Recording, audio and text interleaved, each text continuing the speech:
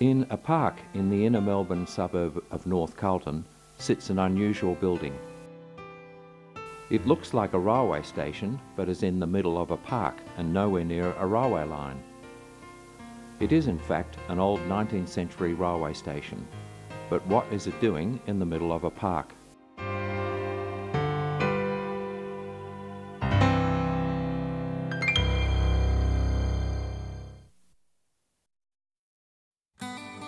This was once the North Carlton station on the defunct and long-forgotten Inner Circle Railway.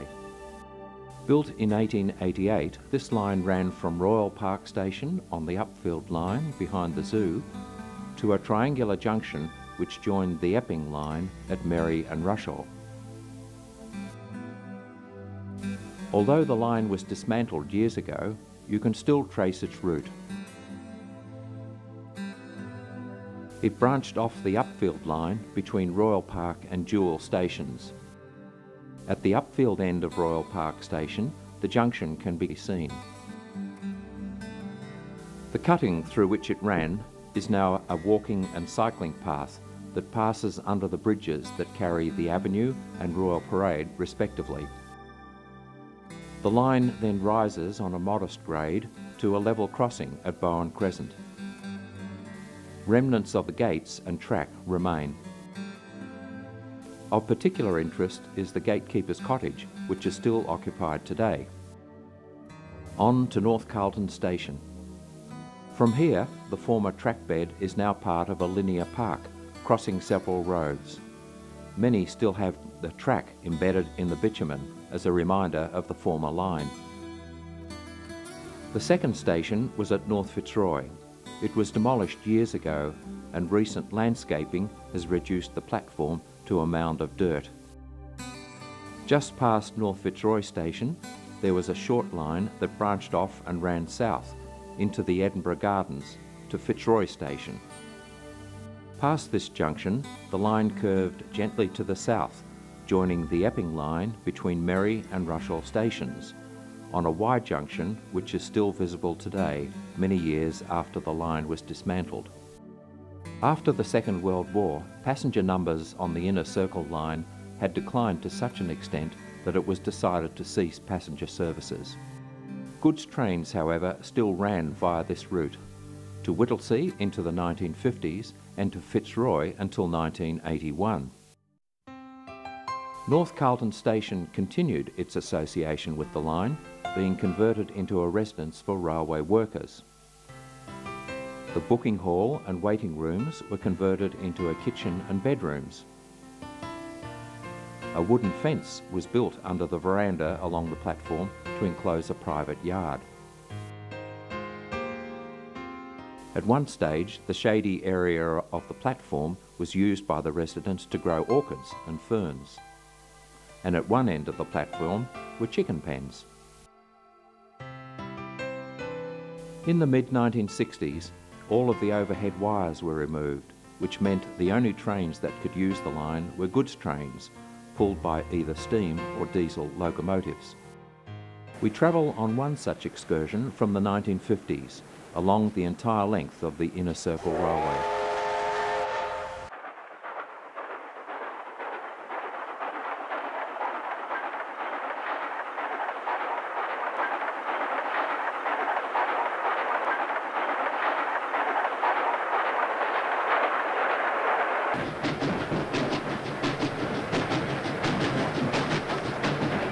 Past the gatekeeper's house, the North Carlton Station, with its fence enclosing the platform.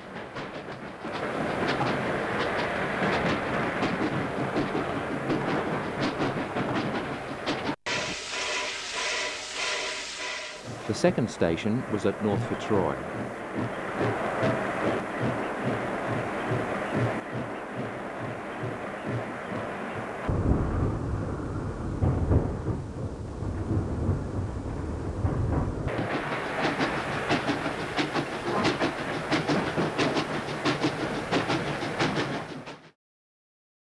By 1970, the passenger services had long ceased, and the only trains that used the line were the weekly goods trains and the occasional steam excursion. The station building at North Carlton, however, remained occupied by a railway worker. The land surrounding the station, however, was vacant and largely unused. There were those who had their eye on this vacant land. One of these was the Princes Hill High School. In February 1970, its main building was extensively damaged by fire.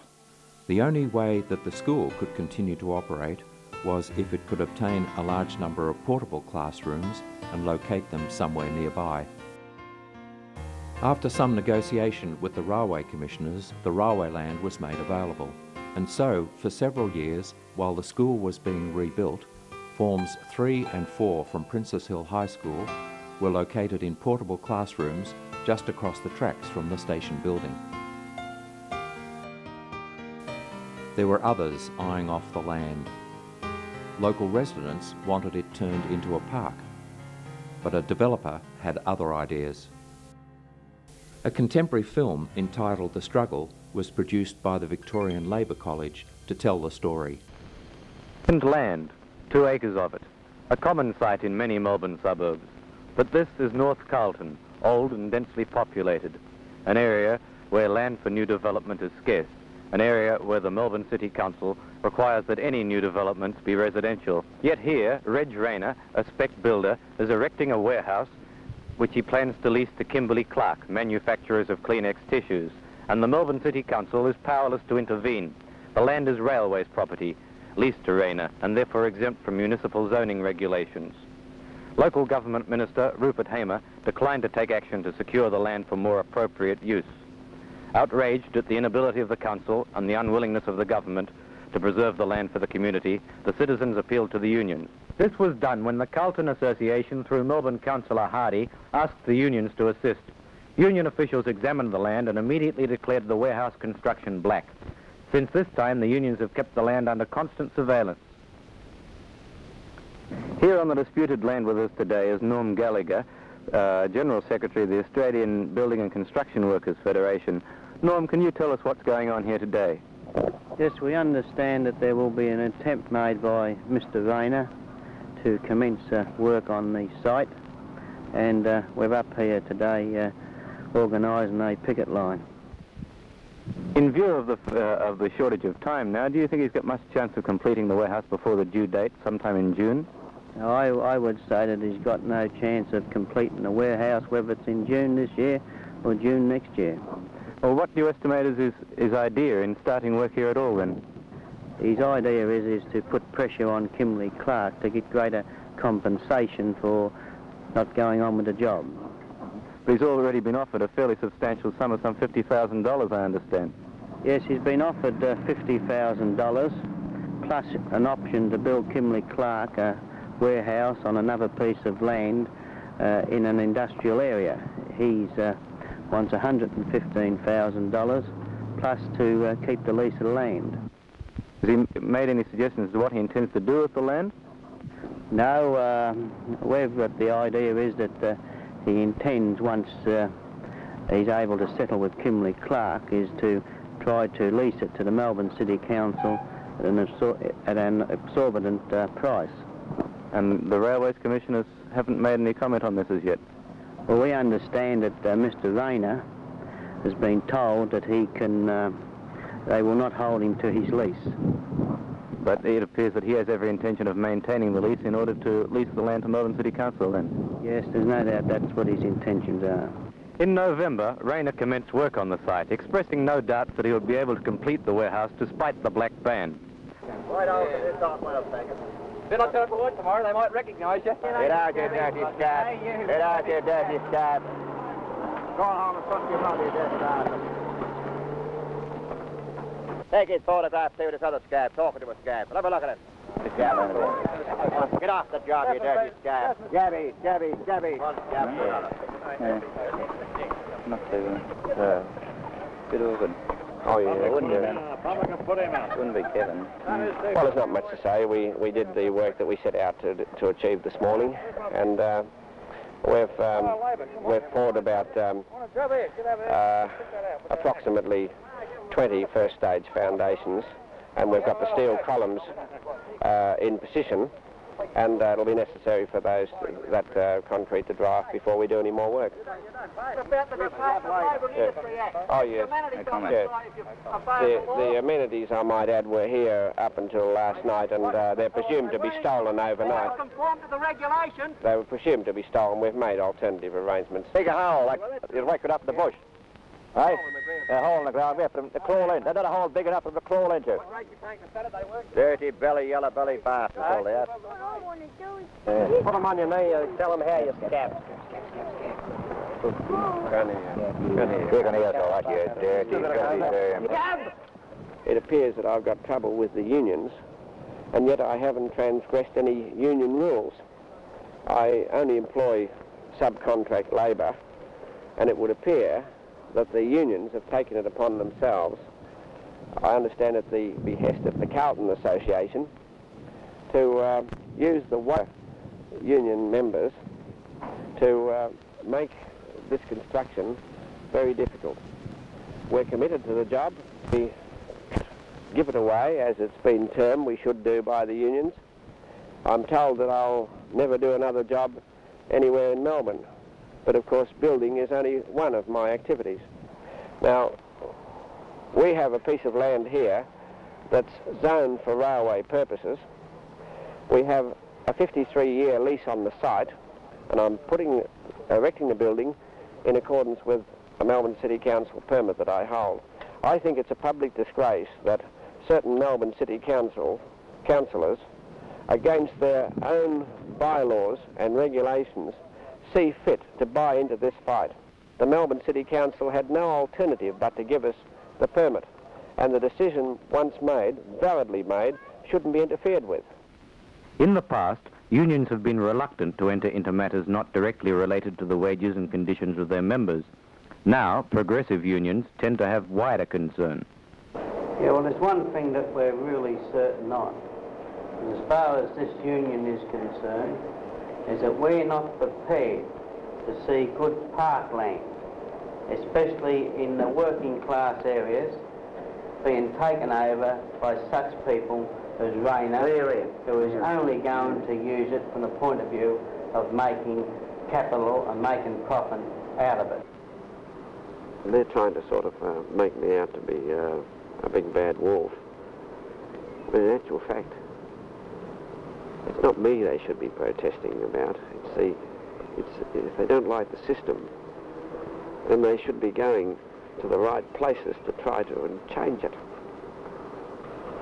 See, it's far easier for the unions to frighten a firm like, say, Civil and Civic than it is to frighten me. They've got to have cooperation from the unions. I don't. All I need is a few blokes that don't mind a bit of extra pay and have got a bit of guts and are prepared to come and work on the job with the risk of getting a belt in the ear, because that's a very real risk. The Carlton Association organised meetings to consolidate support for the struggle. Among the many speakers was Ken Carr, a prominent unionist who has had a great deal to do with this and many similar issues. As far as I'm concerned, and as far as our unions are concerned, there will never ever be a warehouse built on this particular block of land. The only thing that we're prepared to build here is some community centre which will be of benefit to the people of Carlton.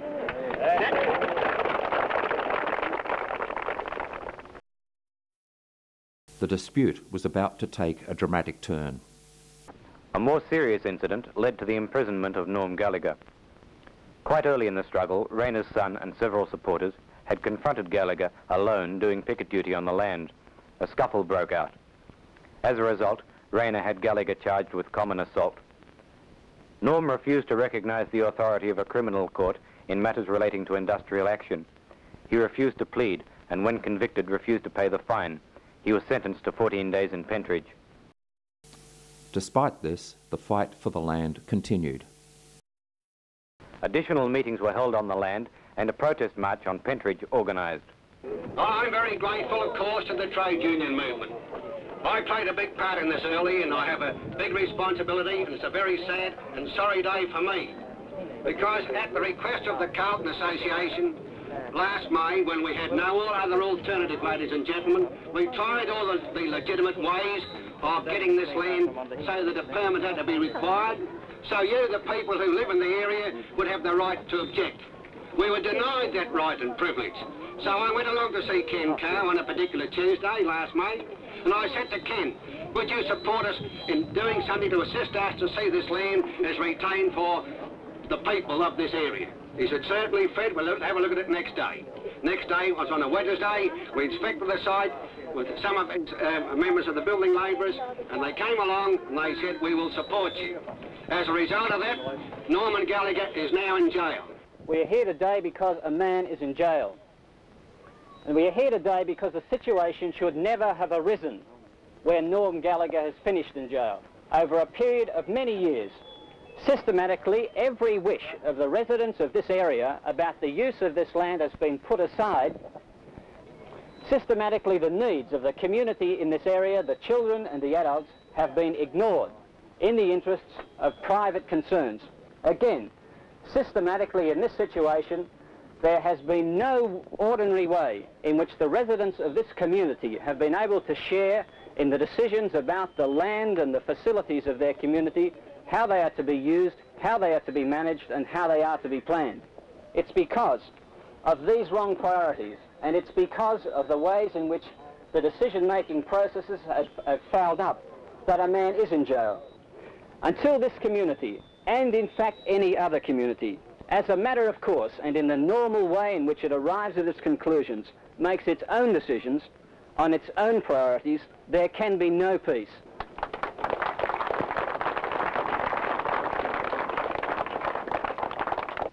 Despite the fact that Kleenex want to withdraw from the deal and have offered him reasonable compensation, Rayner appears determined to go ahead with the construction. 3 months have elapsed since Rayner first poured his foundations. No work has been undertaken since that date.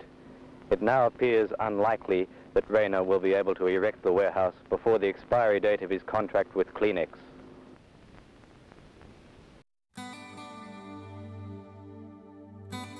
In the face of continued opposition from the community and the unions, developer Reg Rayner eventually gave up. Instead, plans were put into place to turn the disused railway land into a linear park.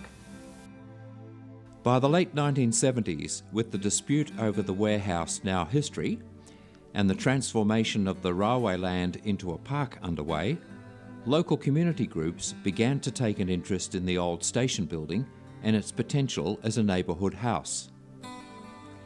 One of the key figures in those early days was Martin Brennan, who now takes up the story. The North Carlton Railway Station came out of the Princess Hill School Park Centre and the Montemore Bocce Club. The Princess Hill School Park Centre was a community education program supported by the high school, the primary school and the Melbourne City Council. Thus Park, Princess Park, was part of the community education program, and I was the community education officer, and I'd met with the president of the Montemore Bocce Club, Vince DeMace, Mr Vince DeMace, who was, the Bocce Club was playing bocce on Princess Park, so we had an immediate sort of interest in each other. But we also had independently looked at the railway station. We looked at it from the school park centre point of view as a neighbourhood house, as a place where we could bring people from around the community who may not necessarily feel as comfortable in the high school or the primary school or those institutions, but might like a sort of more neighbourhood location and place to go. And the Bocce Club were looking for a club room. I mean, they needed a club room and they needed a big barbecue. They needed a place where their members could sit around and talk and have their families, their wives and their children around with them. For me, and not being a builder and not being a person who necessarily could see what could result from a building, I could feel that the building could have activity. I mean, it was set in a sort of a parkland, and the park had been saved from any development of building development. So we had this building set in a very nice environment. And so I could see that it had some connection to the public housing estate over the road and to the primary school and to the high school and the local community. It was also a building that was sort of iconic because it had such a history. I mean, it had been a railway station. I mean, people came here to get on a train and go somewhere. We first of all had to acquire the building before we could touch the building in a sense, and Vince and I spent many hours wandering around the building looking at just the very poor state it was in and realising that it would need a lot of people, builders, people who could actually do the repairs that were needed. The Montemore Bocce Club was made up of builders, concreters, people who actually used their hands to build buildings around this city, around this area. So the combination of the School Park Centre with some political clout and with some contacts and networks, together with the Bocce Club with plenty of brawn, plenty of building experience, plenty of cement, plenty of ideas about how they could fix it, they were the ones that put in their time, free of charge, many of the building materials that were used to bring the building to a point where people could walk into it safely and feel like they had a roof and a floor and windows. They contributed a great deal of that sort of material to fix the building up. In April 1984, we decided we needed a grand opening. We'd been struggling to get the state government to actually hand over the railway station for official neighbourhood use, but we realised that we had to move because people were becoming very interested and really wanted to come and be around the building, and also we wanted to get our fingerprints on it. We wanted to get the community to get its hands into the building. It's to give the building some sense of what people could do with it. We wanted people to talk about the building, how they'd like to see it being used. So the grand opening was unofficial, but we still called it a grand opening. We had a reasonably good crowd. I mean, people came and the band played and people had a barbecue and we had some drinks and played bocce. The kids ran around. People talked about how the building could be used in the future, but the heart of the building, the soul of the building was starting to be revived, and I think that's what people came to the grand opening for. It was not until 1990 that the neighbourhood house was fully functioning on a secure financial footing and with